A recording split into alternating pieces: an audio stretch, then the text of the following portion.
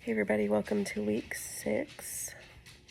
So this week we were reading some chapters in our book titled Enable Thriving at Work by Gretchen Spritzers and Christine Porath. Probably totally not saying this the right way. This was from our book titled How to Be a Positive Leader. So thriving is the simple feeling of energy, passion, and excitement. We all go through times in our lives that we have tons of energy, tons of passion and excitement. Organizations tend to employ thriving individuals. Studies have shown that there's less burnout rates, and the employees are able to generate work rather than deplete resources.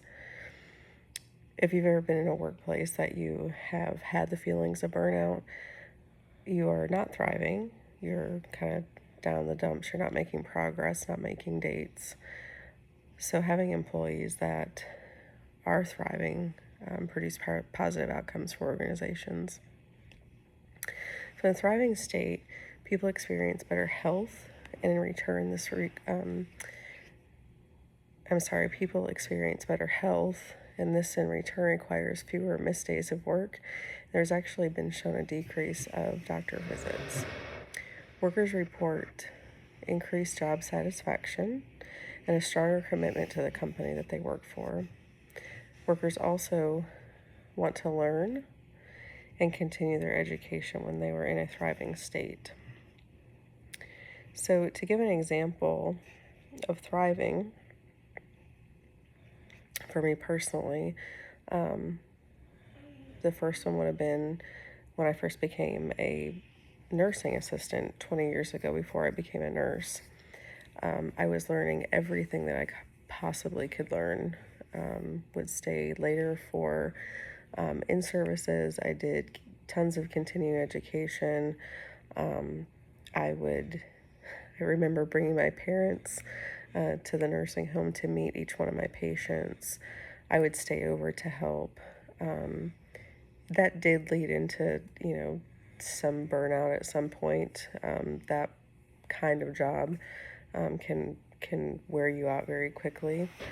But I enjoyed what I was doing when I first started in the medical profession and serving that population. My second example of thriving in the healthcare field is when I was an OB nurse. Labor and delivery. I worked labor and delivery, and then mother baby, and then in the nursery. And that was probably my best time as far as being a nurse. I enjoyed it. I enjoyed serving women. I enjoyed serving new families, teaching. I found so much joy in teaching. There were so many continuing education options for us at the hospital. I was learning how to put in umbilical lines, different OR procedures we would do for moms, like if there was an emergency C-section, if we had to do an emergency hysterectomy. There was always continuing education. It gave you a feeling that you were very empowered. Different labor positions that you would, you could help assist mom in. We always had different in-services, and we partnered with a large hospital in Chattanooga, Tennessee, Erlanger, and they would come to our facility and teach us all like the new cutting edge stuff. So it was really, really cool. We would have skill days, but being able to serve that population was just an amazing time for me. I was very much thriving.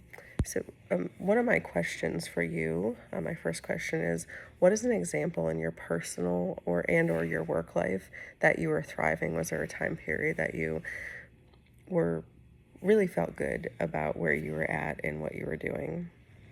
So how can you enhance your own thriving? Our text goes over different strategies. There's 4 of them. And these strategies kind of kickstart what we're talking about thriving. So strategy 1 is to craft your work to be more meaningful. Job crafting is a work redesign the individuals engage and to make more work fulfilling, to make work more fulfilling. Strategy 2, look for opportunities to innovate, and this builds feelings of competence, and this enables vitality in learning.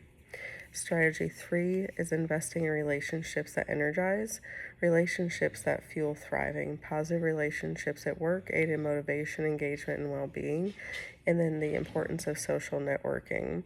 So, for example, we at my facility are really big into networking with outside facilities or different aspects of care for a patient. So we work very closely with home health. We work very closely with hospice services. We work very closely with the hospital, and we try to keep those ties very strong.